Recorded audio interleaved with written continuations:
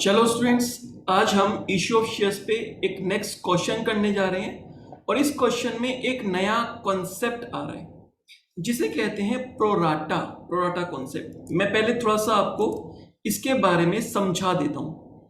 Last class में बच्चे हमने सीखा था कि फुली अलॉटेड कैटेगरी क्या होती है और फुली रिजेक्टेड कैटेगरी क्या होती है। मैं एक छोटा सा एग्जांपल ले रहा हूं। मान लेते हैं मेरे पास या कंपनी के पास 50,000 शेयर्स हैं इशू करने के लिए। कंपनी ने 50,000 शेयर्स इशू कर दिए, बट हमारा जो इशू है वो ओवर सब्सक्राइब्ड हो गया। ओवर सब्सक्राइब्ड का मतलब हो गया जितने शेयर्स हमने इशू किए हैं हमारे पास उससे ज्यादा नंबर ऑफ एप्लीकेशंस, उतने ज्यादा शेयर्स के लिए एप्लीकेशंस आ गई हैं। मान लेते हैं कि मेरे पास 80,000 शेयर्स के लिए एप्लीकेशन आ गई, राइट। लोगों ने जो अप्लाई किया वो 80,000 शेयर्स के लिए अप्लाई किया। ओवर सब्सक्रिप्शन का केस हो गया। हमारी मार्केट में गुडविल बहुत अच्छी थी तो सब लोगों ने वहां पर अप्लाई किया। अच्छा, हमने लास्ट क्लास में सीखा था अब कंपनी के पास यहां पर बहुत सारे ऑप्शंस हैं। कंपनी बहुत सारी स्कीम्स बना सकती है इसको लेकर। एक स्कीम क्या हो सकती है, एक ऑप्शन क्या हो सकता है जो हमने लास्ट क्वेश्चन में देखा था। कंपनी कहे कि जो पहले 50,000 एप्लीकेशंस, पहले 50,000 शेयर्स के लिए जो एप्लीकेशंस आई हैं हम उनको 50,000 अलॉट कर देंगे। फर्स्ट 50,000 शेयर्स के लिए जिन लोगों ने अप्लाई किया है हम उनको अलॉट कर देंगे। इसका मतलब ये हो गया बाकी की एप्लीकेशन पूरे तरीके से हमने रिजेक्ट कर दी। टोटल 80,000 एप्लीकेशंस और हमने शेयर्स देने थे 50,000, क्योंकि हमारे पास शेयर्स थे ही 50,000। क्लियर? तो हमने कितने शेयर्स रिजेक्ट कर दिए अगर मैं बात करूं तो हमने 30,000 शेयर्स रिजेक्ट कर दिए। देखो बच्चे, रिजेक्शन भी कई तरह का होता है। ये कैसा रिजेक्शन है? ये एक ऐसा रिजेक्शन है जहां पर 100% रिजेक्शन हुआ है। मतलब अगर किसी ने 1 शेयर के लिए अप्लाई किया उसको भी रिजेक्शन, किसी ने 50 शेयर के लिए अप्लाई किया उसको भी पूरा रिजेक्शन, एक भी शेयर नहीं दिया। किसी ने 100 शेयर के लिए अप्लाई किया, 1000 शेयर के लिए अप्लाई किया, 10,000 शेयर्स के लिए अप्लाई किया, एक भी शेयर उनको नहीं दिया। इसीलिए इस कैटेगरी का नाम था बच्चे fully rejected category. Fully rejected category. Clear? अब ये तो होगी बच्चे एक स्कीम, कंपनी इस तरीके से कर सकती है। मैं एक काम करता हूं, एक दूसरी स्कीम आपको बताता हूं।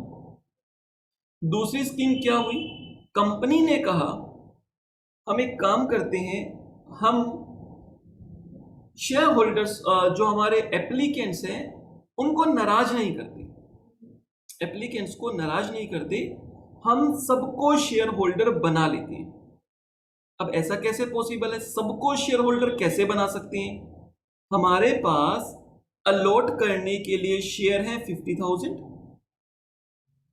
और एप्लीकेशन जो आई हैं वो आई हैं 80,000 शेयर्स के लिए।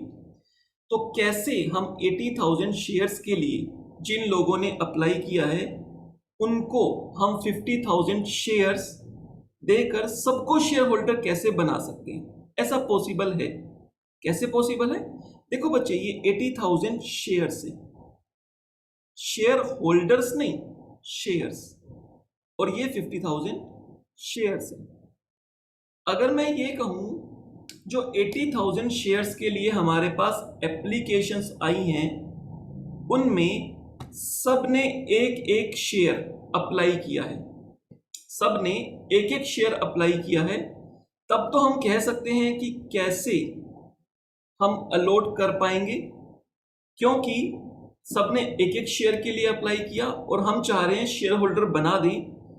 अगर मैं सबको एक शेयर दे दूंगा तो 50,000 शेयर होल्डर्स को मिल जाएंगे, बाकी 30,000 शेयर होल्डर्स तो रह ही जाएंगे, रिजेक्ट करना ही होगा। बट प्रैक्टिकली ऐसा होता नहीं है।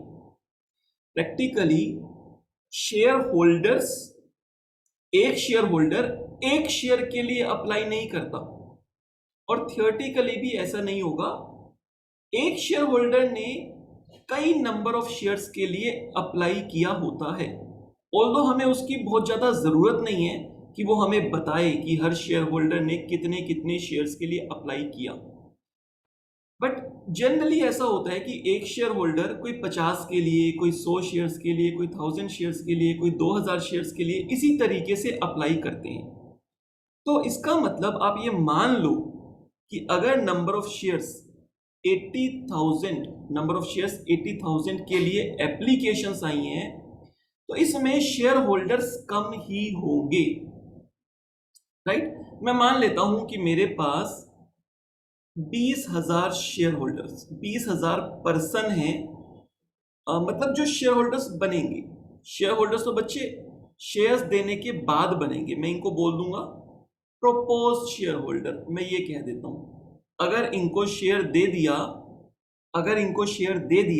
तो ये शेयर होल्डर बन जाएंगे। अभी ये शेयर होल्डर नहीं है, जब कंपनी शेयर्स अलॉट करेगी तब शेयर होल्डर्स बन जाएंगे। मैं कहना ये चाह रहा हूं कि ये जो 80,000 शेयर्स के लिए एप्लीकेशन आई हैं, ये अगर मैं देखता हूं कितने लोगों ने एप्लीकेशंस दी, तो पता चला कि 20,000 लोगों ने अप्लाई किया। 20,000 लोगों ने अप्लाई किया। अगर मैं एवरेज की बात करूं तो हर पर्सन ने 4 शेयर अप्लाई किए, अगर मैं एवरेज की बात करूं। बट ऐसा होता नहीं है, किसी ने 10 के लिए अप्लाई किया होगा, किसी ने 100 के लिए, किसी ने 1 के लिए। तो इस तरीके से 20,000 लोगों ने एप्लीकेशंस डाली और 80,000 शेयर्स मांगे। अब बताओ, क्या मैं 20,000 शेयर होल्डर्स को, 20,000 लोगों को, एप्लीकेंट्स को, क्या मैं शेयर होल्डर बना सकता हूं? अगर मेरे पास 50,000 शेयर्स हैं तो क्या पॉसिबिलिटी है, क्या कोई रास्ता निकल सकता है कि मैं इनमें से किसी को भी नाराज नहीं करूं? 20,000 लोगों को मैं शेयर होल्डर्स बना दूं। यस, ये पॉसिबल है। ये कैसे पॉसिबल है? ये बच्चे ऐसे पॉसिबल है कि मैं इनको शेयर होल्डर तो बनाऊंगा, इनको मैं शेयर्स अलॉट पक्का करूंगा, लेकिन जितने शेयर्स के लिए इन्होंने अप्लाई किया होगा, ऐसा नहीं है कि मैं उनको सारे शेयर्स दे दूंगा। मान के चलो इसमें एक ए पर्सन है जिसने 200 शेयर के लिए अप्लाई किया। मैं इसको 200 शेयर्स पूरे नहीं देकर कुछ भी कम शेयर्स दे देता हूं। मान लेते हैं मैंने इसको 150 शेयर्स दे दिए, 150 शेयर दे दिए। ये ए एक पर्सन है, इसने 200 शेयर के लिए जब अप्लाई किया तो ये एक एप्लीकेंट था, 200 शेयर के लिए अप्लाई किया। लेकिन मैंने इसको कहा कि आपने 200 शेयर के लिए अप्लाई किया है, बट हम आपको 150 शेयर दे पाएंगे। अब इसमें क्या हुआ, जैसे ही मैंने 150 शेयर्स दिए, 150 शेयर्स अलॉट किए, तो ये शेयर होल्डर बन गया। तो ए को मैंने शेयर होल्डर बना लिया, लेकिन क्योंकि मेरे पास शेयर्स कम थे अलॉट करने के लिए, तो मैंने सारे लोगों को थोड़े थोड़े से कम शेयर्स दे दिए। अगर मैं सब लोगों को थोड़े थोड़े कम शेयर दे दूं, इस तरीके से शेयर्स दे दूं कि सबको कुछ ना कुछ शेयर जरूर मिले, सारे शेयर होल्डर्स बन जाएं, और मैं मैक्सिमम उतने ही शेयर्स अलॉट करूं जितने मेरे पास अलॉट करने के लिए हैं, जितने मैंने शेयर्स इशू किए हैं। तो ये पॉसिबिलिटी है। तो यहां पर अगर मैं सिंपली एक आपको रेशो बताना चाहूं, हर वो पर्सन जिसने 8 शेयर के लिए अप्लाई किया, मैंने उसको 5 शेयर दे दिए। 80,000 आपके पास अप्लाइड शेयर्स हैं, 50,000 शेयर्स आपको अलॉट करने हैं। हर 8 शेयर अप्लाई करने वालों को मैंने 5 शेयर दे दिए। इसका मतलब हर 16 शेयर्स अप्लाई करने वालों को 10 शेयर दे दिए। हर 80 शेयर्स अप्लाई करने वाले को 50 शेयर्स दे दिए, हर 800 शेयर्स अप्लाई करने वाले को 500 शेयर्स दे दिए, हर 8000 अप्लाई करने वाले को 5000 दे दिए। राइट, मैंने किसी को भी नाराज नहीं किया, सबको मैंने शेयर होल्डर बना लिया, लेकिन जितने शेयर्स के लिए उसने अप्लाई किया था उतने शेयर्स उसको नहीं मिले, उसको कम शेयर मिले हैं। अब आपको याद आ रहा होगा लास्ट क्लास में हमने कुछ कॉन्सेप्ट समझा था, और वो कॉन्सेप्ट हमने क्या समझा था? वो कॉन्सेप्ट हमने ये समझा था, जब कोई पर्सन जितने शेयर्स के लिए अप्लाई करता है, अगर उसको पूरे शेयर्स मिल जाएं जितने शेयर्स के लिए उसने अप्लाई किया, 50,000 के लिए अप्लाई किया और पूरे 50,000 मिल जाएं, तो इस तरह की कैटेगरी को कहा जाता था फुल्ली अलॉटेड। फुल्ली अलॉटेड इसका मतलब इनको फुल्ली अलॉट हुए हैं, इनका एक भी शेयर रिजेक्ट नहीं हुआ। एक कैटेगरी हमने ये सीखी थी। और दूसरा मैंने कहा था कुछ लोगों ने जितने भी शेयर्स अप्लाई किए हैं सारे शेयर्स रिजेक्ट कर दिए, एक भी शेयर्स अलॉट नहीं किया।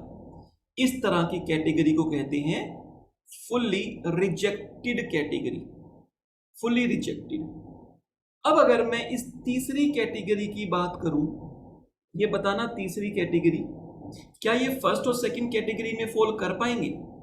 जिसने 8 शेयर के लिए अप्लाई किया, मैंने उसको 5 दिए, पूरे 8 नहीं दिए, फुल्ली अलॉटेड नहीं कह सकते इसको। 8 को जब पूरे 8 शेयर दोगे तब फुल्ली अलॉटेड बनेंगे, तो ये फुल्ली अलॉटेड नहीं है। अच्छा, अगर मैं 8 को 0 दे दूं, एक भी शेयर नहीं दूं, तब ये बनेंगे फुल्ली रिजेक्टेड। बट ऐसा भी नहीं हुआ, 8 को 5 दे दिए, 16 को 10 दे दिए, तो पूरे शेयर्स भी नहीं दिए मैंने, और ऐसा भी नहीं है कि 0 शेयर्स हैं, मतलब बिल्कुल शेयर दिए ही नहीं है, ऐसा भी नहीं है। तो बच्चे ये हमारे पास थर्ड कैटेगरी आ गई, जिसे कहा जाता है प्रोराटा कैटेगरी। और ये बहुत ही इंपॉर्टेंट टॉपिक है प्रोराटा का। मान के चलो यहां से आपके ऐसे क्वेश्चन स्टार्ट होंगे जो आपके एग्जाम में आते हैं। Most of the times exam में जिस तरह का क्वेश्चन पूछा जाता है वो प्रोराटा वाला क्वेश्चन होता है। प्रोराटा में भी आगे हम अपना लेवल इंक्रीज करते जाएंगे, बट मान के चलो यहां से ऐसा क्वेश्चन स्टार्ट होगा जो आपके एग्जाम में पूछा जाएगा। ये प्रोराटा कैटेगरी होगी। अब बात आती है, क्या कंपनी के पास इन 1, 2 और 3 जो मैंने 3 कैटेगरी बताई, fully allotted, fully rejected, pro rata, क्या कंपनी के पास सिर्फ और सिर्फ एक कैटेगरी को चूज करने का ऑप्शन है, या फिर कंपनी के पास 2 कैटेगरी को चूज करने का ऑप्शन है, या फिर कंपनी के पास तीनों कैटेगरी चूज करने का ऑप्शन है? तो बच्चे कंपनी के पास एनी कैटेगरी, एनी स्कीम, कोई भी स्कीम, कोई भी कॉम्बो बना सकते हैं किसी भी तरह से। ये पूरा और पूरा कंपनी के ऊपर डिपेंड करता है। कंपनी की जो भी मैनेजमेंट है जिसको डिसीजन लेना है, ये कंप्लीटली उनका डिसीजन है कि उनको क्या स्कीम बनानी है। वो चाहे, अगर वो चाहें तो फुल्ली अलॉटेड, फुल्ली रिजेक्टेड वाली स्कीम ले सकते हैं। ओवर सब्सक्रिप्शन की बात कर रहे हैं ना, कुछ को फुल्ली अलॉट कर दिए, बाकियों को रिजेक्ट कर दिया, ये ले सकते हैं। और अगर वो चाहें तो सबको सिर्फ और सिर्फ प्रोराटा बना सकते हैं, जैसे मैंने थर्ड केस बनाया, 80 को 50, सिर्फ प्रोराटा कैटेगरी। कोई इसके अंदर फुल्ली अलॉटेड कैटेगरी नहीं आई, कोई इसमें फुल्ली रिजेक्टेड कैटेगरी नहीं आई। एक ही कैटेगरी बनी, 80,000 को 50,000 दिए, एक ही कैटेगरी बनी प्रोराटा। क्लियर? यहां पर 80,000 में कोई भी ऐसा शेयर होल्डर नहीं है जिसको पूरे शेयर्स दिए हों, सबको कुछ ना कुछ कम शेयर्स दिए। नीचे मैंने एग्जाम्पल दिए हैं, हर 8 अप्लाई करने वाले को 5, हर 16 अप्लाई करने वाले को 10, हर 80 अप्लाई करने वाले को 50। तो आप सोचोगे सर ऐसा किसी ने 100 अप्लाई किए हो फिर? तो बच्चे 100 के हिसाब से उसकी प्रोपोर्शनल निकाल लेंगे, पॉइंट को ऊपर नीचे कर देंगे, किसी को पॉइंट में कम दे देंगे, किसी को पॉइंट में ज़्यादा दे देंगे। बस ये कोई इतना बड़ा चैलेंज नहीं है, इतनी बड़ी प्रॉब्लम नहीं है। बट आप ये समझ सकते हो मोटा मोटा वो इस रेशो में शेयर्स डिस्ट्रीब्यूट कर देंगे। क्लियर? 8:5 की रेशो में यहां पर। अब कंपनी चाहे तो इसी 80,000 शेयर्स पर 80,000 अप्लाइड शेयर्स पर 50,000 शेयर्स अलॉट करने हैं, तो वो चाहे तो ये तीनों कैटेगरी भी बना सकती है। वो ऐसी स्कीम बना सकते हैं जिसमें ये तीनों कैटेगरी आ जाए। मतलब कुछ लोगों को फुल्ली अलॉट कर दें। जो सबसे पहले 10,000 जो सबसे पहले share holders propose share holders आए थे, पर्सन आए थे जिन्होंने पहले 10,000 शेयर्स के लिए अप्लाई किया, मतलब इनिशियली एप्लीकेशन जिसमें 10,000 शेयर्स के लिए अप्लाई किया, उनको मान लो हमने फुल्ली अलॉटेड दे दिया कि पहले 10,000 वालों को पूरा दे दो, 10 के 10,000, तो एक कैटेगरी बन गई। उसके बाद कहा अगले हमारे पास 40,000 शेयर्स अलॉटेड बच गए। मैं यहां पे बना के दिखा देता हूं। मान लो यहां पर मैंने कहा पहले 10,000 शेयर वालों को पूरे 10,000 दे दो, तो इस कैटेगरी को आप क्या बोलोगे? ये एक कैटेगरी बनाई, इसको बोलोगे बच्चे फुल्ली अलॉटेड कैटेगरी, पूरा अलॉट किया गया। अच्छा, उसके बाद नेक्स्ट बनाया उन्होंने, मान लेते हैं अगले 50,000 वालों को रिमेनिंग शेयर दे दो। रिमेनिंग टोटल 50 थे, 10 ऑलरेडी अलॉट कर दिए, तो बचे कितने? 40, तो 40,000 यहां पे अलॉट कर दिए। अब सारे शेयर्स अलॉट हो चुके हैं, सारे शेयर्स अलॉट हो चुके हैं, तो इसका मतलब आगे मैं बिल्कुल भी शेयर अलॉट नहीं कर पाऊंगा। लेकिन अप्लाइड शेयर्स तो अभी भी बचे हैं, क्योंकि अप्लाइड शेयर्स टोटल 80,000 थे, अलॉटेड पूरे खत्म हो चुके हैं और नहीं दे सकता। तो इसका मतलब क्या करेंगे? अगले 20,000 जो एप्लीकेंट्स हैं जिन्होंने अगले 20,000 शेयर्स के लिए अप्लाई किया, उनको मैं कुछ भी नहीं दूंगा, नहीं, पूरे तरीके से रिजेक्ट कर दूंगा।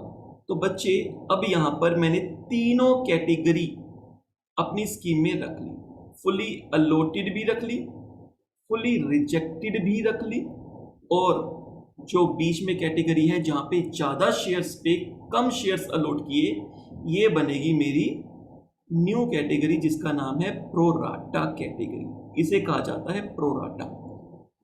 तो लास्ट क्वेश्चन में हमने दो कैटेगरी सीखी थी, फुली अलॉटेड और फुली रिजेक्टेड।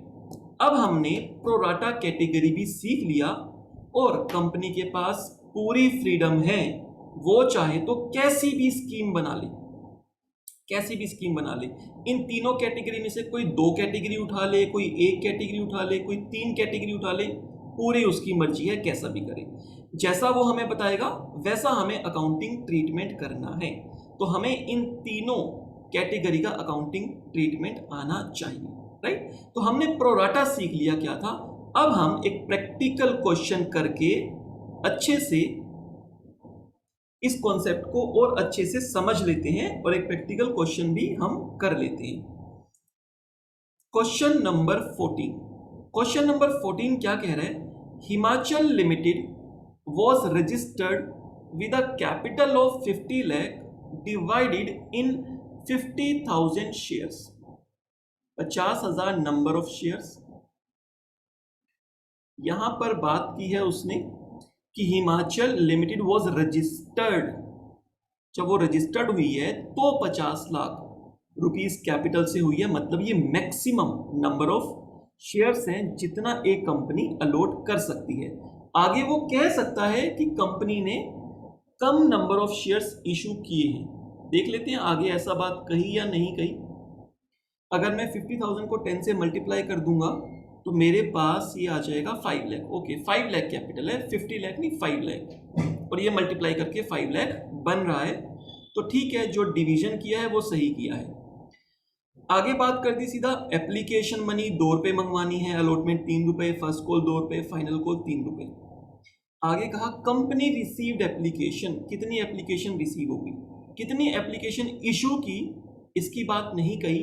तो इसका मतलब जितना भी मैक्सिमम कंपनी के पास नंबर ऑफ शेयर्स हैं, यही शेयर्स कंपनी ने इशू कर दिए, ये इशूड हो गए। लोगों ने अप्लाई कितने शेयर्स के लिए किया? लोगों ने अप्लाई किया 60,000 शेयर्स के लिए। जो हमने लास्ट क्वेश्चन किया था उसमें भी फिगर्स यही थी, ध्यान करना या लास्ट क्वेश्चन देख लेना।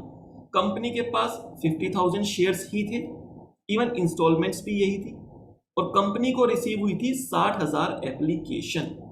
लेकिन लास्ट क्वेश्चन में कंपनी ने कौन कौन सी कैटेगरी चूज की थी? लास्ट क्वेश्चन में कंपनी ने सिर्फ और सिर्फ दो कैटेगरी चूज की थी, पहली फुल्ली अलॉटेड और दूसरी फुल्ली रिजेक्टेड।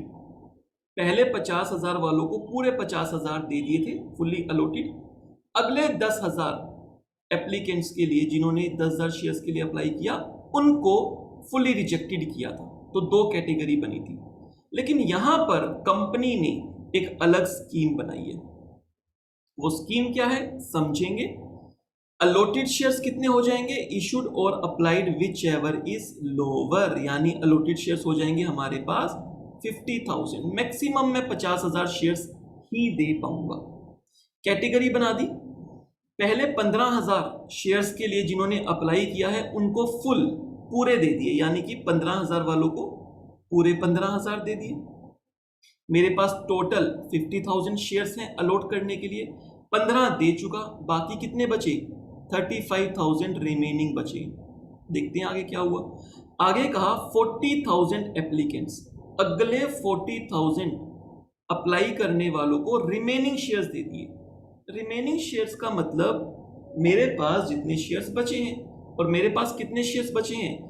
मेरे पास बचे हैं 35,000 शेयर्स। अगर कह दिया रिमेनिंग शेयर्स दे दिए तो रिमेनिंग मेरे पास 35,000 शेयर्स थे, ये दे दिए। जैसे ही मैंने ये 35 दे दिए नेक्स्ट कैटेगरी को, मेरे पास सारे शेयर्स खत्म अलॉट करने के लिए, और कोई शेयर्स नहीं है, पूरे 50,000 मैंने दे दिए। लेकिन एप्लीकेशंस की बात करें तो 15,000 और 40,000 टोटल 55,000 एप्लीकेशन की बात की है। अभी भी 5,000 एप्लीकेशंस हमारे पास और हैं 5,000 शेयर्स के लिए। तो अगले 5,000 शेयर्स के लिए जो एप्लीकेशन है हमने उनको क्या दिया? नील, कुछ भी नहीं दिया उनको। एक भी शेयर्स अलॉट नहीं किया, तो एक भी शेयर्स यहां पर नहीं दिया गया। हमारे पास शेयर बचे ही नहीं है देने के लिए। अगर वो नहीं भी बताता तो भी हम समझ जाते कि 5,000 वालों को रिजेक्ट किया। क्लियर?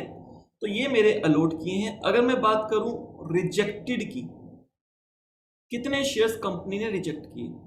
बच्चे अगर 60,000 के लिए एप्लीकेशन आई हैं और 50,000 शेयर्स ही देने हैं, 60,000 शेयर के लिए एप्लीकेशन आई है और आपको सिर्फ 50,000 शेयर्स देने हैं, तो आपको 10,000 शेयर्स रिजेक्ट करने ही पड़ेंगे, कोई रास्ता नहीं है। टोटल 10,000 शेयर्स ही रिजेक्ट करने पड़ेंगे। देखो फर्स्ट कैटेगरी वालों में 15,000 को 15,000 दे दिए, तो क्या रिजेक्ट हुआ? कुछ भी नहीं, एक भी रिजेक्ट नहीं किया। तभी तो इसे कहा गया फुल्ली अलॉटेड कैटेगरी। अगर रिजेक्ट हो जाते तो इसका नाम फुल्ली अलॉटेड नहीं बनता। क्लियर?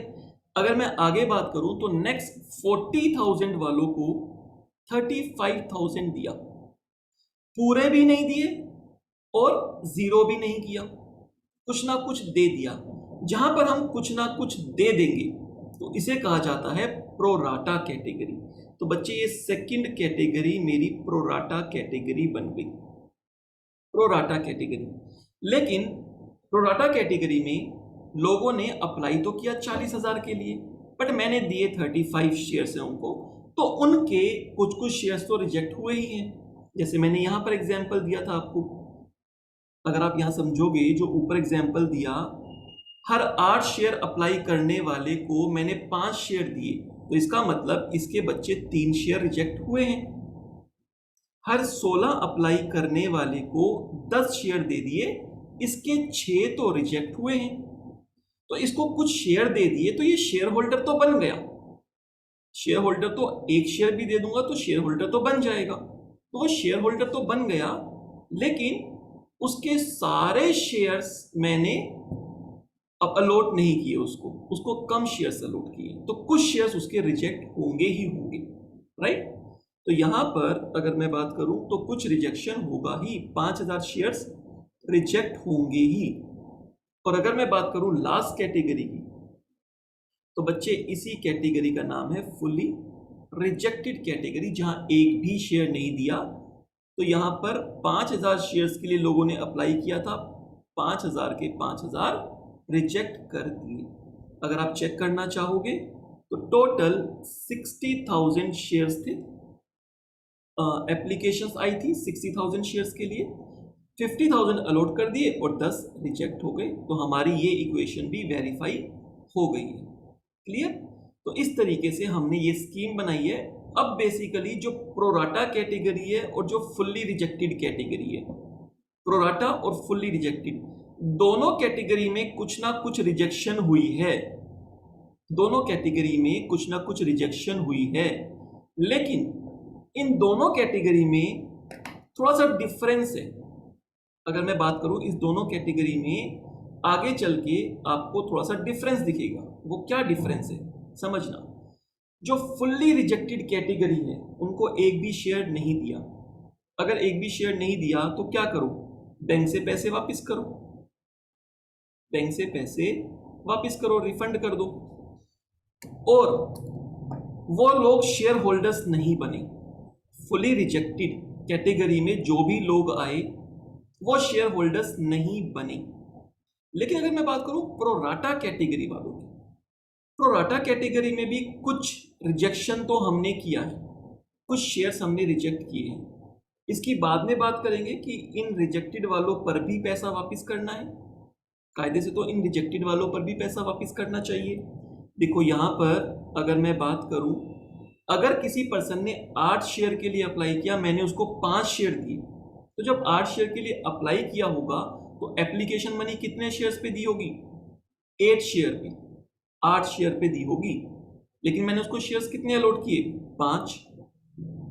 तो सिंपल सी बात है, वो क्या बोलेगा, ठीक है मुझे 5 शेयर आपने दिए तो मेरे 5 शेयर के पैसे रख लो अपने पास, 5 शेयर की एप्लीकेशन मनी रख लो, जो बाकी 3 शेयर रिजेक्ट कर रहे हो मुझे उसके पैसे वापस दे दो। बिल्कुल जायज बात है, पैसा तो उसका रिफंड बनता ही है, राइट। तो उसका पैसा भी रिफंड बनता है। लेकिन फुली रिजेक्टेड और प्रोराटा में जो थोड़ा सा डिफरेंस है, अभी आपको वो याद रखना है बस। और वो डिफरेंस ये है, फुली रिजेक्टेड वाले लोग शेयर होल्डर्स नहीं बन रहे। अगर वो शेयर होल्डर्स नहीं बन रहे तो फ्यूचर में कोई भी इंस्टॉलमेंट उनसे ना मांगी जाएगी ना उनको देनी है। लेकिन जो प्रोराटा कैटेगरी में है, जिन्होंने 8 शेयर अप्लाई किए थे, मैंने 5 दे दिए, तो वो शेयर होल्डर तो बन गए, 5 शेयर्स दिए हैं ना, एक शेयर देते ही शेयर होल्डर बन जाता है, तो वो शेयर होल्डर बने हैं। तो पहली बात तो फुली रिजेक्टेड वालों से डिफरेंट है। फुली रिजेक्टेड वाले शेयर होल्डर्स नहीं बने, अपने घर टाटा बाय बाय, आगे कोई बात नहीं होगी। लेकिन जो प्रोराटा कैटेगरी में बैठे हैं उनको शेयर होल्डर्स बनाया है।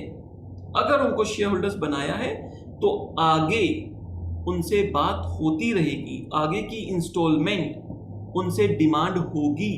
लेकिन कितने शेयर्स पे, जितने शेयर्स अलॉट किए हैं उतने शेयर्स पे, राइट। तो अभी के लिए आपको ये डिफरेंस ध्यान रखना है, फुली रिजेक्टेड वाले शेयर होल्डर्स नहीं बनते, पूरा पैसा लेके घर बैठ जाते हैं। लेकिन प्रोराटा कैटेगरी वाले शेयर होल्डर्स बनते हैं, वो कंपनी के शेयर होल्डर्स होते हैं, राइट। इतना याद रखना है। अब हम इस क्वेश्चन को करने जा रहे हैं, और मैं, क्योंकि ये हमारा इंपॉर्टेंट कॉन्सेप्ट है, मैं थोड़ा सा ज्यादा टाइम ले रहा हूं इसके ऊपर।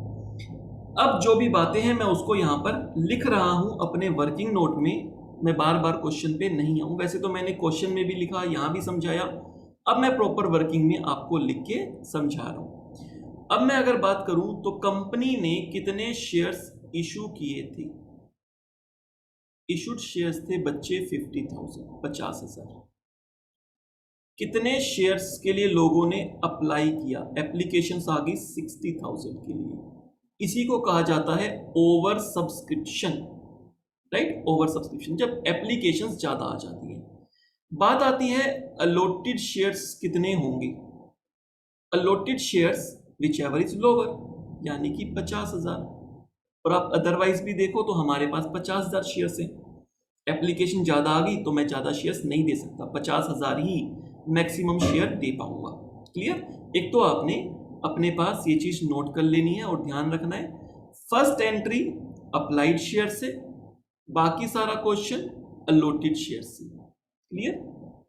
आगे जो इंस्टॉलमेंट्स हैं, अगर मैं उसकी बात करूं, application, allotment, first call and second call, same जो हमारे लास्ट क्वेश्चन में भी थी, 2-3-2-3, टोटल 10 रुपए, और यही हमारी फेस वैल्यू थी। क्लियर? 2-3-2-3 टोटल 10 रुपए फेस वैल्यू थी, ये भी हमारा मैच हो रहा है। तो कुछ छोटी छोटी सी चीजें आपको पहले मैच कर लेनी है, आगे पता चलेगा क्यों मैच करनी है। अब आगे चलते हैं। मैंने आपको लास्ट क्लास में जब 2 कैटेगरी आई थी, फुल्ली अलॉटेड, फुल्ली रिजेक्टेड, तो छोटी सी एक टेबल बनवाई थी। वो टेबल मैं अब हर क्वेश्चन में बनाया करूंगा। छोटे क्वेश्चंस में नीड नहीं है, लेकिन बना लोगे तो अच्छा रहेगा।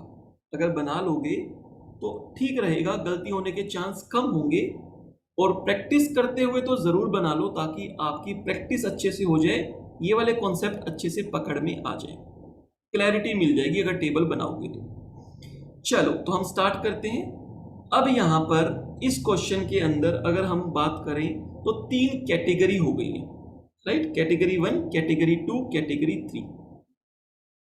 तो 3 कैटेगरी हैं, कैटेगरी 1, कैटेगरी 2 एंड कैटेगरी 3।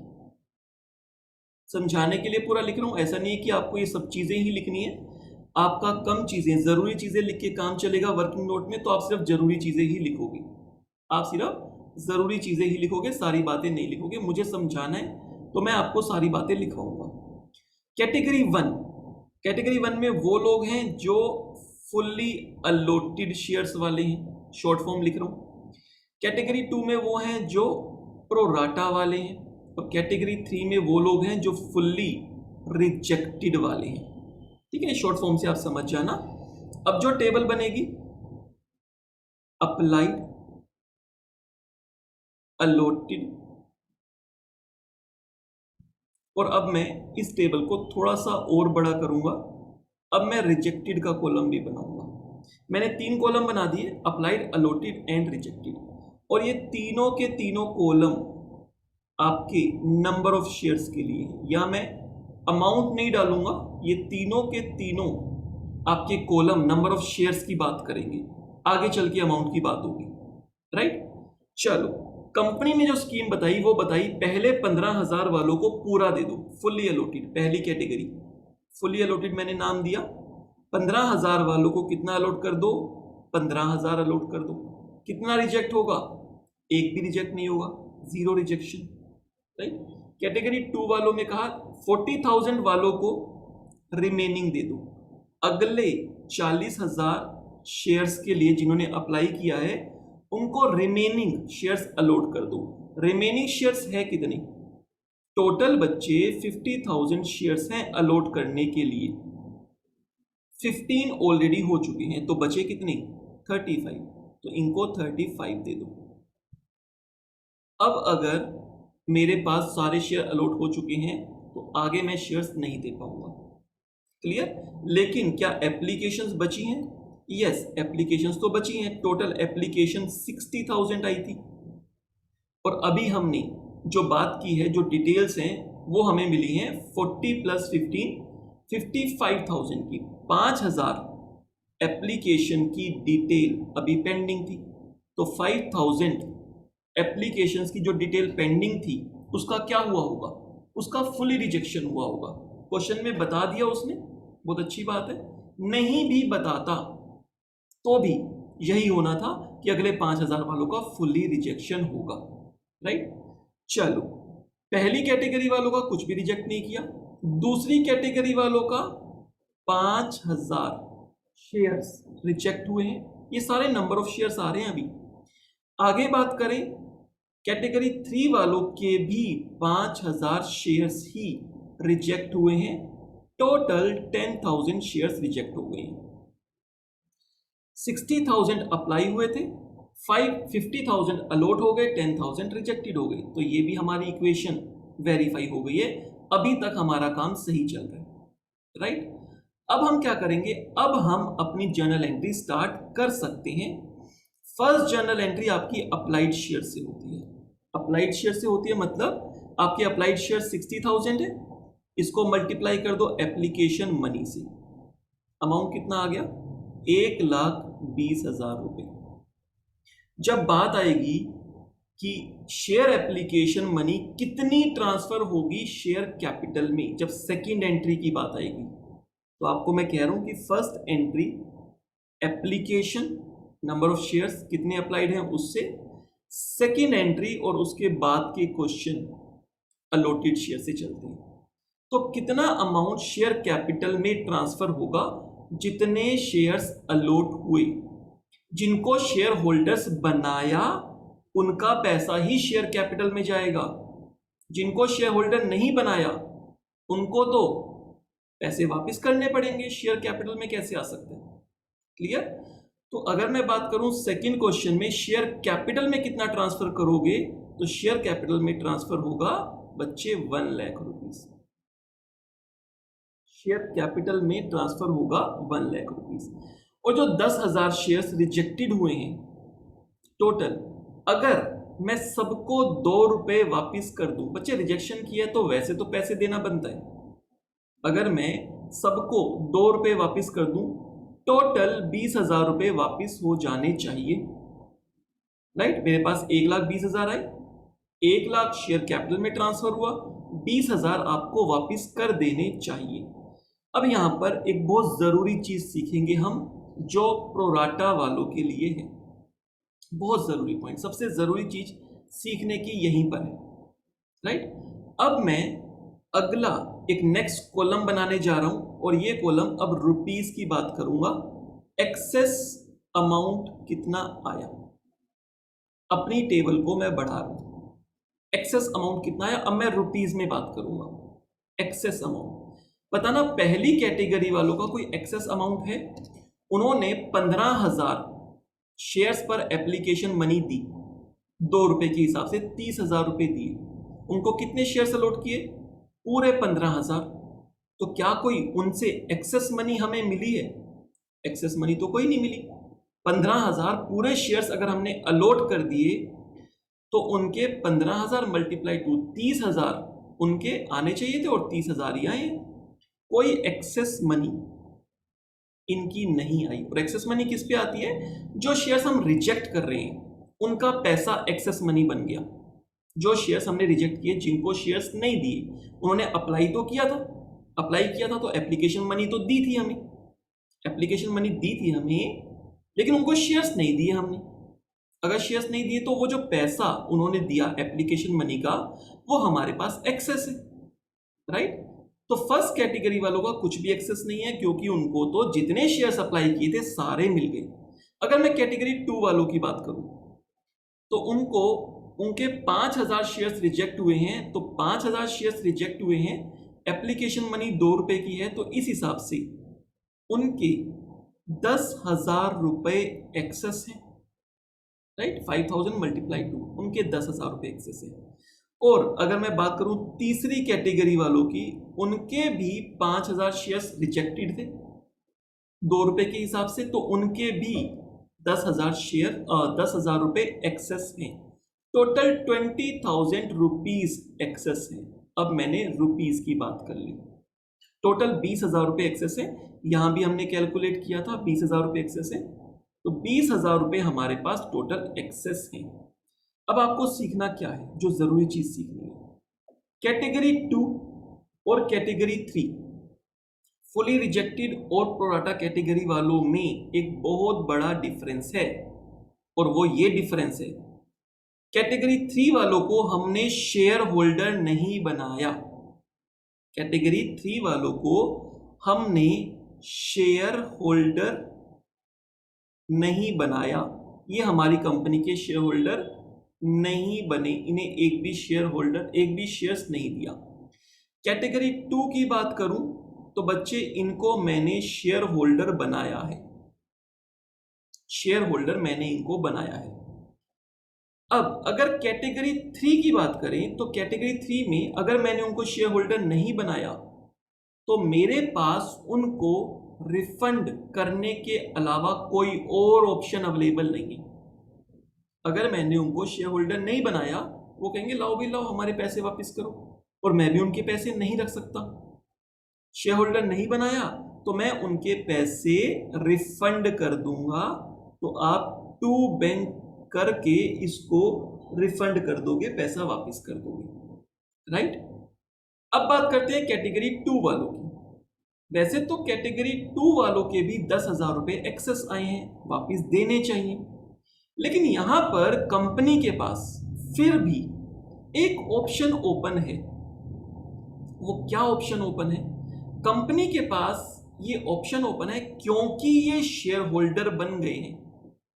अगर ये शेयर होल्डर बन गए हैं तो इनसे हमारा रिश्ता पूरे तरीके से खत्म तो नहीं हुआ, हमने इनको पूरे तरीके से रिजेक्ट करके घर तो नहीं बिठाया, ये लोग शेयर होल्डर तो बने हैं।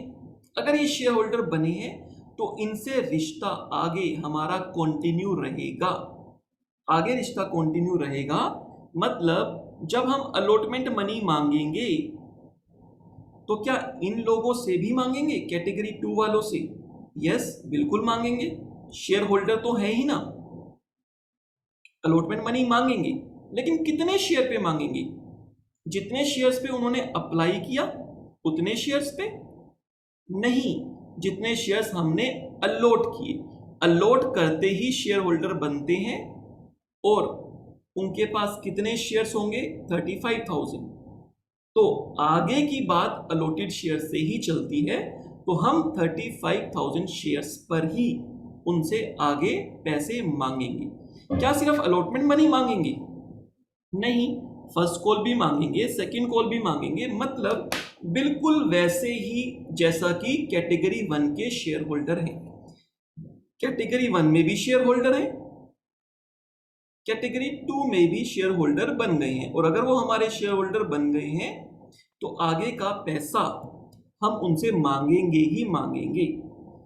तो अब यहां पर यह समझना है कैटेगरी 2 वालों के लिए कंपनी के पास दो ऑप्शन ओपन हो गए हैं। वो क्या दो ऑप्शन है अगर आप समझिए? दो ऑप्शन ये हैं कैटेगरी 2 वालों के लिए। कैटेगरी 2 को ही हमें समझना है, प्रोराटा को ही समझना है। पहला ऑप्शन, जैसे फुली रिजेक्टेड वालों को बैंक से पैसा देके उनको घर बिठा दिया था, यहां पर भी एक्सेस शेयर्स पे हम उनको पैसा वापस कर दें। घर तो नहीं बिठाएंगे क्योंकि उनको कुछ शेयर्स मिले हैं, वो शेयर होल्डर्स रहेंगे हमारे। हर 8 पे 5 शेयर दे दिए तो वो शेयर होल्डर्स तो बने ही हैं। जो एक्सेस शेयर्स थे, जो एक्सेस शेयर पे एक्सेस मनी थी, हम सिर्फ उसकी बात कर रहे हैं। एक्सेस मनी जो है उसको या तो बैंक से वापस कर दें इनको, या फिर इनके लिए, सिर्फ और सिर्फ इनके लिए, फुली रिजेक्टेड वालों के लिए नहीं, सिर्फ कैटेगरी 2 वालों के लिए, प्रोराटा वालों के लिए कंपनी के पास एक और ऑप्शन ओपन है। और वो ये ऑप्शन ओपन है, जब प्रोराटा वालों ने अपने 10,000 रुपए मांगे तो कंपनी ने कहा आप तो हमारे शेयर होल्डर हो। उन्होंने कहा हाँ बिल्कुल शेयर होल्डर है, और अभी आपने सिर्फ एप्लीकेशन मनी दी है 2 रुपए। हाँ जी दी है। अभी आपने और पैसा देना है टोटल 8 रुपए। उन्होंने कहा हाँ देना है बिल्कुल, जब आप मांगोगे तो दे देंगे, जब आप अलॉटमेंट मनी मांगोगे तो अलॉटमेंट मनी देंगे, जब फर्स्ट कॉल मांगोगे तो फर्स्ट कॉल देंगे, जब सेकंड कॉल मांगोगे तो सेकंड कॉल देंगे। तो यहां पर कंपनी ने उनको बोला जब आपने आगे पैसा देना ही है, जब आपने आगे पैसा देना ही है तो हम आपका पैसा अपने पास, अपने अकाउंट में ये 10,000 रुपए एक्सेस रख के चल लेते हैं। जब आपसे अलॉटमेंट मनी मांगेंगे तब आप जो भी आपका एक्सेस मनी आया हुआ है वो पैसा डिडक्ट करके बैलेंस दे देना। मतलब एक एग्जांपल ले लेते हैं, यहां पर 40,000 लोगों ने अप्लाई किया 40,000 शेयर्स के लिए। अलॉटेड शेयर्स कितने हैं बच्चे? 35। अब अलॉटमेंट मनी जब हम इनसे मांगेंगे, प्रोराटा वालों की बात कर रहा हूं सिर्फ अभी मैं, प्रोराटा वालों में कितने शेयर्स के लिए हैं शेयर होल्डर? जिन्होंने 40,000 के लिए अप्लाई किया था लेकिन अब अप्लाई का कुछ नहीं करना, उनको अलॉट कितने हुए हैं? आगे का क्वेश्चन उस पर बात करेगा। उनको हुए हैं 35,000 शेयर्स अलॉट। तो कंपनी कहेगी जब अलॉटमेंट मनी आपसे मांगेंगे तो 35,000 पे आपने 3 रुपए देने होंगे अलॉटमेंट मनी के। उन्होंने कहा बिल्कुल सही बात है, देने होंगे, हम देंगे। बच्चे यहाँ पे पूरा ग्रुप है लोगों का, एक पर्सन नहीं है, एक पर्सन नहीं है। मतलब मैं आपको समझा रहा हूं, यहाँ पे जिनको 35,000 शेयर्स अलॉट हुए हैं वहां पे कई सारे शेयर होल्डर्स हैं, कई लोग हैं।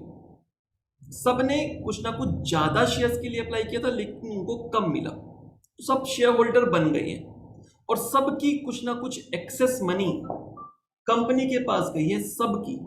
सबकी कुछ ना कुछ एक्सेस मनी कंपनी के पास है क्योंकि उनको फुली अलॉटेड नहीं हुई। अगर फुली अलॉटेड हो जाते तो वो प्रोराटा कैटेगरी में नहीं होते, वो कैटेगरी 1 में होते, राइट। तो कंपनी ने कहा आपको 1,05,000 रुपए देने होंगे अलॉटमेंट पे। उन्होंने कहा हाँ देने होंगे। कंपनी ने कहा आपके 10,000 रुपए हमारे पास एक्सेस आ चुके हैं पहले ही, आप एक काम करना उस समय 95,000 दे देना। बात तो ठीक है, क्या प्रॉब्लम है? एक तरह का कंपनी ने कहा आपका पैसा हमने एज एन एडवांस रख लिया, आपका पैसा, आपका एक्सेस मनी क्या आपको वापस करें? आप तो अप्लाई कर चुके हो, हमारे बैंक अकाउंट में आ चुके हैं, क्या आपको वापस करें? हम अपने पास एज एन एडवांस रखते हैं, थोड़े दिनों में हम अलॉटमेंट मनी आपसे डिमांड करने वाले हैं, तो अलॉटमेंट मनी मांगेंगे तो अपना पैसा एडजस्ट कर लेना, बैलेंस आप दे देना। तो उन्होंने कहा ठीक है, क्या प्रॉब्लम है, कोई दिक्कत नहीं है। अब बेसिकली कंपनी है, शेयर होल्डर ले रहे हैं तो कंपनी की बात थोड़ी सी माननी भी पड़ेगी। तो कहने का मतलब ये है, जरूरी नहीं है कि ऐसा ही होगा कि उनका पैसा रख ही लेंगे, हो सकता है वापस भी कर दें। तो मैंने आपको यहाँ पे ये समझाना है कि कंपनी के पास प्रोराटा वालों के दोनों ऑप्शन अवेलेबल हैं। पहला ऑप्शन उनके पैसे वापस कर दो, जैसा फुली रिजेक्टेड वालों के लिए किया है। दूसरा ऑप्शन उनके पैसे आगे की इंस्टॉलमेंट पे एडजस्ट कर लो। तो क्या करना चाहिए? दोनों चीजें ठीक है, जैसा क्वेश्चन में बोलेगा वैसा कर लेंगे, राइट। तो अब हम क्वेश्चन को स्टार्ट करते हैं और अगर आप इतनी बातें समझ गए हो तो अब आपको क्वेश्चन अच्छे से समझ आ जाएगा। काफी देर होगी और अभी तक हमारा क्वेश्चन भी स्टार्ट नहीं हुआ, राइट, क्योंकि ये कॉन्सेप्ट बहुत इंपॉर्टेंट है। अब हम स्टार्ट करते हैं क्वेश्चन अपना। और क्वेश्चन की बात करूं तो मुझे अब क्वेश्चन देखने की जरूरत नहीं है, बट यस लास्ट की कुछ लाइंस मैंने पढ़ी नहीं थी, अब उसको रीड कर लेते हैं। लास्ट में उसने कहा money overpaid on application, money overpaid on application किसकी बात कर रहे हैं? अब ये बात कर रहे हैं बच्चे 20,000 रुपए की। 20,000 रुपए ही तो मनी ओवरपेड है, 20,000 रुपए ही तो मनी ओवरपेड है। तो यहां कहा money overpaid on application had been utilised, उनको यूटिलाइज कर लो, had been utilised toward allotment and money, toward allotment. उसने कहा जितनी भी हमारी ओवरपेड एप्लीकेशन है उसको यूटिलाइज कर लिया टुवर्ड्स अलॉटमेंट, जो अलॉटमेंट मनी ड्यू है आगे चल के मांगनी है, उसके लिए हम इस ओवरपेड मनी को यूटिलाइज कर लेंगे, एडजस्ट कर लेंगे, राइट। तो ये बात कह दी। आगे क्या बोला? And money return on rejected shares, जो हमने फुली रिजेक्टेड किए, यहां पर बात कर रहे हैं फुली रिजेक्शन की, जो फुली रिजेक्टेड हैं उनकी मनी वापस कर दो। अगर ये लाइन नहीं भी बोलेगा तो भी बच्चे फुली रिजेक्टेड वालों के पैसे वापस करने ही हैं, उनसे फ्यूचर में कभी कुछ ड्यू बनेगा ही नहीं, तो एडजस्ट करने की बात आएगी ही नहीं, क्योंकि उनको हम शेयर होल्डर नहीं बना रहे, उनको एक भी शेयर नहीं दे रहे। क्लियर? अब आगे बोला आप नेसेसरी जर्नल एंट्रीज कर लो। अब हम अपनी जर्नल एंट्रीज को स्टार्ट कर देते हैं। यहां से हमारे पास फर्स्ट जो जर्नल एंट्री हो जाएगी वो बच्चे हो जाएगी हमारे पास बैंक से पैसा रिसीव करने की। फर्स्ट जर्नल एंट्री में बैंक से पैसा रिसीव कर लेंगे और जो फर्स्ट एंट्री होगी वो हमारी होगी एप्लीकेशन अप्लाइड शेयर से, right. First entry applied share से, bank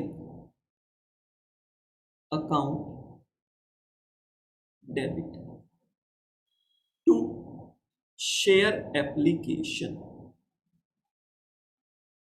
bank account debit to share application account. Applied shares बच्चे कितने हैं?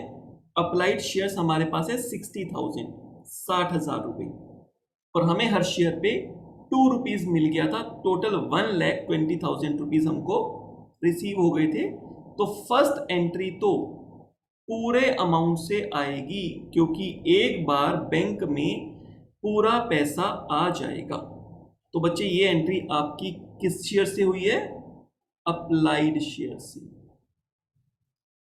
ये एंट्री आपकी अप्लाइड शेयर से हुई है। 60,000 शेयर्स मल्टीप्लाई 2 रुपीज एप्लीकेशन। बात आती है सेकेंड एंट्री की।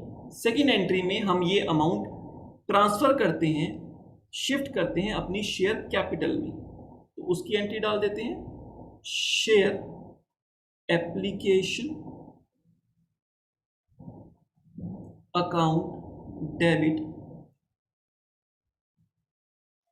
To share capital.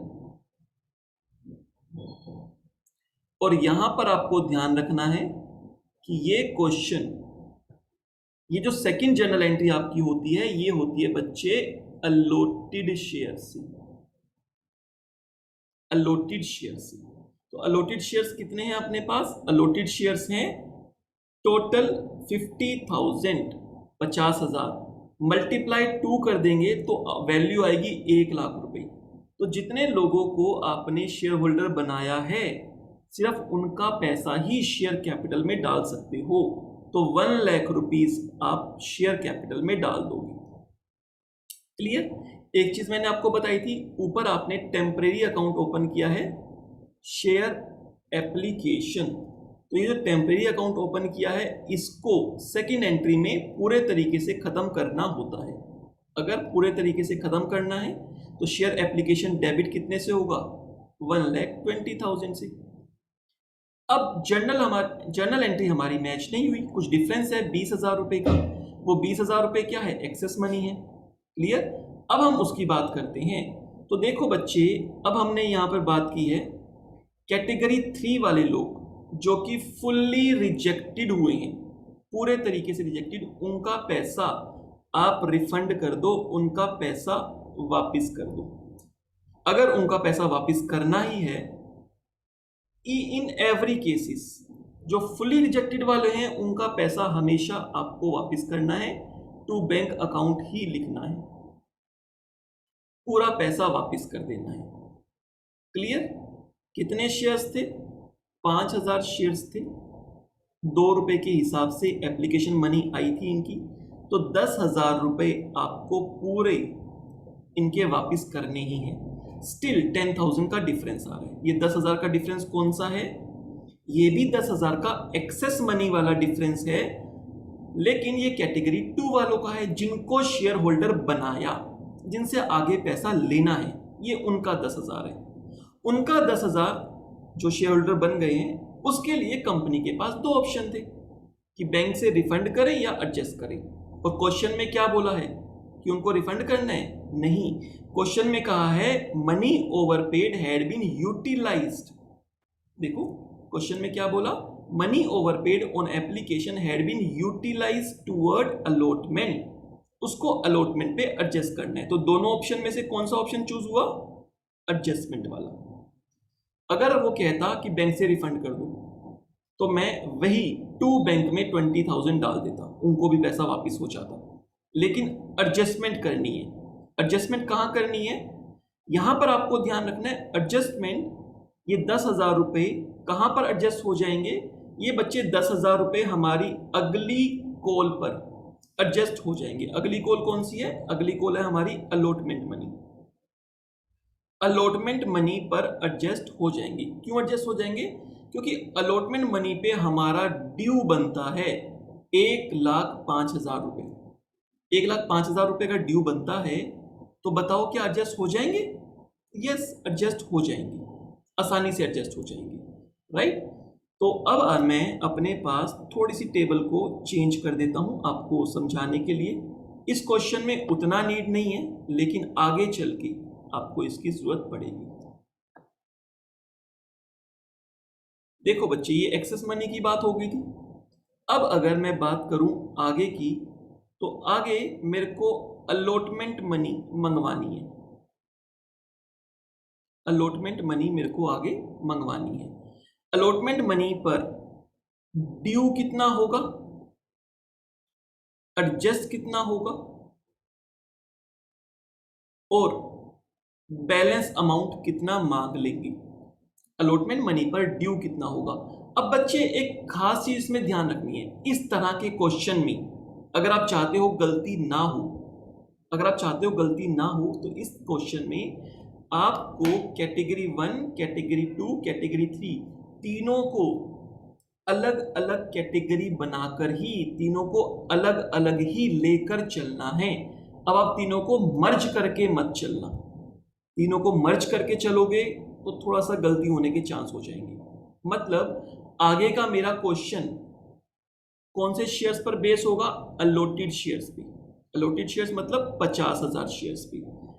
तो 50,000 शेयर्स पे क्वेश्चन चलेगा। लेकिन अब आप कैटेगरी 1 जिसमें 15,000 शेयर्स अलॉट हुए हैं, कैटेगरी 2 जिसमें 35,000 शेयर्स अलॉट हुए हैं, अलग अलग कैटेगरी है और अलग अलग कैटेगरी वाइज ही कैलकुलेशन आप करना, तब आपका क्वेश्चन सही होगा। सीधा इकट्ठा सोचोगे 50,000 वालों के लिए तो गलती होने के चांस है, राइट। तो अब मैं बात करूं कैटेगरी 1 वाले जिनको 15,000 शेयर्स अलॉट हुए हैं। आगे का सारा क्वेश्चन सिर्फ और सिर्फ अलॉटमेंट, इस वाले कॉलम से जो मैंने ग्रीन कलर का किया है, आगे का सारा क्वेश्चन आपका फोकस अलॉटमेंट पर ही रहेगा। क्लियर। तो अगर मैं बात करूं फर्स्ट कैटेगरी वालों का कितना अमाउंट ड्यू होगा अलॉटमेंट पे, अलॉटमेंट पे 3 रुपीज देने, राइट। तो फर्स्ट कैटेगरी वालों को कितने अलॉट हुए हैं, 15,000। तो इनको 3 रुपीज के हिसाब से कितना देना होगा, 45,000 देना होगा। इनका कुछ एक्सेस आया जो हम एडजस्ट करें, कुछ एक्सेस नहीं आया, तो आगे चल के इनसे कितना मांगोगे अलॉटमेंट पर, इनसे तो पूरा मांगोगे। इनको तो पूरा पैसा देना होगा क्योंकि इनका कुछ भी एक्सेस नहीं था, इनका कुछ भी एक्सेस नहीं था। जब अलॉटमेंट मनी मांगेंगे तो इनसे पूरा 45,000 हम मांगेंगे और इनसे आना भी कितना चाहिए, 45,000, राइट।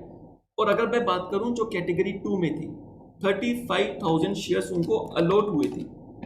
अगर 35,000 शेयर्स अलॉट हुए थे तो उनसे आपकी डिमांड कितनी होगी, 3 रुपए के हिसाब से आप 1,05,000 रुपए डिमांड करोगे। लेकिन क्या उनका कुछ पैसा एडजस्ट हो सकता है, यस। हमारे पास एक्सेस आया 10,000, तो 10,000 क्या 1,05,000 में एडजस्ट हो जाएगा, बिल्कुल हो जाएगा, आसानी से हो जाएगा। अगर यहां पर एक्सेस मनी 1,05,000 तक भी होती तो भी पूरा एडजस्ट हो जाता। अगर उससे ज्यादा होती तो वो आगे क्वेश्चन आएगा, वो एक लेवल और इंक्रीज होगा, उसकी बात नहीं करेंगे। उसी के लिए ये टेबल को हम इस तरीके से बना के चल रहे हैं ताकि आगे उस टाइम पे हेल्प करें। तो इनसे कितना पैसा मांगेंगे, 1,05,000 डिमांड की थी, 10 इनका एडजस्ट हो गया तो इनसे 95 मांग लेंगे। कैटेगरी 3 वालों से क्या कोई अलॉटमेंट मनी मांगने की बात होगी, नहीं, इनसे तो अलॉटमेंट मनी मांगेंगे ही नहीं। अलॉटमेंट कैसे मांग लेंगे, अलॉटमेंट तो जो शेयर होल्डर बनेंगे उनसे मांगेंगे।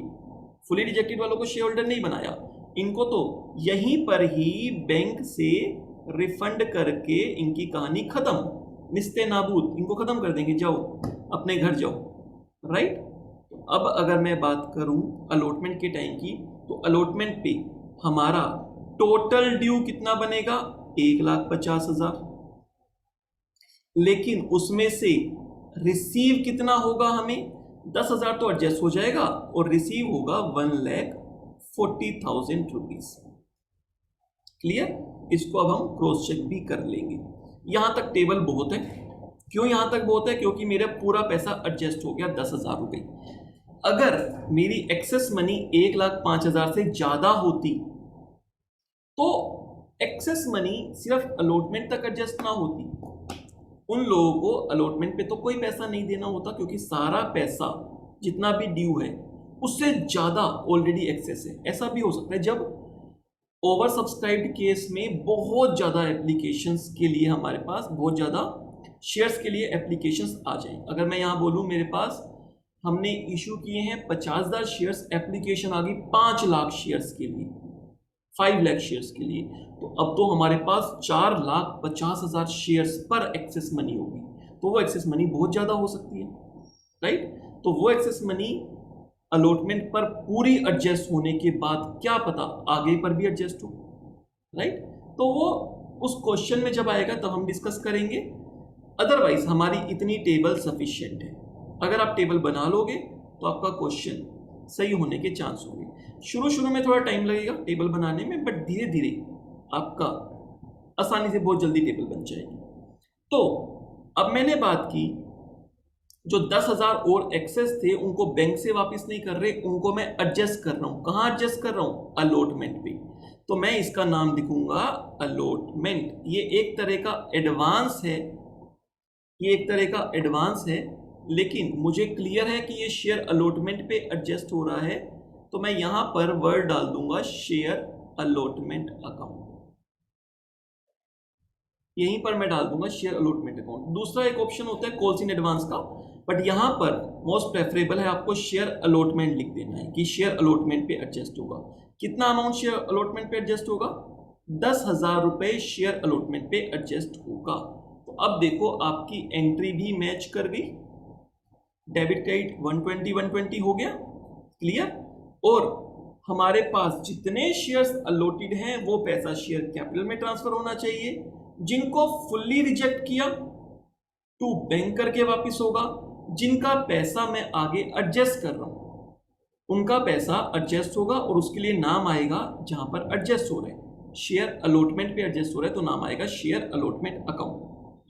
अगर कंपनी कहती इनको भी वापस करेंगे तो टू बैंक ही होता यहां पर, तो टू बैंक 20,000 रुपए हो जाता, क्लियर। अब मैं अपने पास थर्ड एंट्री कर रहा हूं शेयर अलॉटमेंट को ड्यू करने की। शेयर अलॉटमेंट को बच्चे ड्यू करने की एंट्री क्या हो जाएगी? शेयर अलॉटमेंट को ड्यू करने की एंट्री हो जाएगी share allotment account debit to share capital. ध्यान रखना मैंने आपको लास्ट क्वेश्चन में भी बताया था, हम जो ड्यू की एंट्री करेंगे वो पूरे शेयर से करेंगे, पूरे शेयर से, राइट। ड्यू की एंट्री हमेशा पूरे अलॉटेड शेयर से होगी। कितने अलॉटेड शेयर्स हैं? 50,000 अलॉटेड शेयर्स हैं। अलॉटमेंट पे पर शेयर कितने रुपए हमने मंगवाने हैं? 3 रुपए। तो 1,50,000 रुपए की हमारी डिमांड रहेगी, 1,50,000 रुपए हम मांगेंगे। और अगर आप देखोगे तो ये कैलकुलेशन आपकी इस टेबल में हो चुकी है, राइट। टेबल से आप कैलकुलेशन उठा सकते हो आसानी से, 1,50,000 ड्यू होगा। चलो आगे चलते हैं। अब हम अलॉटमेंट मनी रिसीव करेंगे। अलॉटमेंट मनी रिसीव करेंगे तो बैंक की entry, bank account debit to share allotment, bank account debit to share allotment account,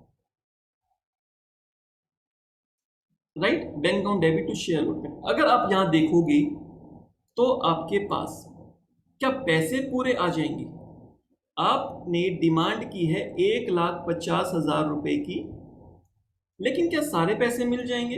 देखो आप अलॉटमेंट पे टोटल कितने रुपए आए हैं। अलॉटमेंट पे बच्चे टोटल आपके पास 1,40 बैंक में रिसीव होगा उस टाइम पे। 10 तो एडजस्ट हो जाएगा, राइट। 10 एडजस्ट हो जाएगा, 1,50 में से आपको 1,40 ही रिसीव होगा। जिन्होंने पहले एक्सेस दिया हुआ है पैसा, कहां पर बैठे हैं वो? ये बैठे, ये लोग, इन्होंने पहले 10,000 रुपए आपको एक्सेस दिए हुए हैं। आपने कहा था आपका ये पैसा अलॉटमेंट पे एडजस्ट कर लेंगे, तो आप एडजस्ट कर लो। तो हमारे पास पूरे पैसे नहीं आएंगे, 10,000 रुपए हमारे पास कम आएंगे, तो 1,40,000 रुपए से ये एंट्री हमारे पास हो जाएगी। समटाइम्स वहां पर हम कॉल्स इन एडवांस भी लिख लेते हैं और यहां पर फिर शेयर अलॉटमेंट में पूरा 150 रखते हैं और कॉल्स इन एडवांस को वहां क्रेडिट कर देते हैं, यहाँ डेबिट कर देते हैं, राइट। बट हमारे लिए प्रेफरेबल जो है वो ये है कि आप इसमें शेयर अलॉटमेंट लिखो। चलो आगे चलते हैं। हमारे पास 5th एंट्री हो जाएगी फर्स्ट कॉल ड्यू करने की। फर्स्ट कॉल ड्यू करने की entry, share first call account debit. ये फाइनल कॉल नहीं है, सेकंड कॉल भी है क्वेश्चन में, तो सिर्फ फर्स्ट कॉल लिखेंगे, to share capital account. Allotted share से ही एंट्री होती है। अलॉटेड शेयर बच्चे 50,000 हैं और यहां पर 2 रुपए हमने डिमांड की है, यानी कि 1 लाख रुपए से ये एंट्री हो जाएगी। बच्चे जितना भी एक्सेस पैसा आया हुआ था, जितना भी एक्सेस पैसा आया था 10,000 रुपए, सारा का सारा अलॉटमेंट पे एडजस्ट हो गया। क्या आगे भी एडजस्ट करोगे? जब सारा का सारा एडजस्ट हो गया एक बार, बार बार थोड़ा एडजस्ट करेंगे।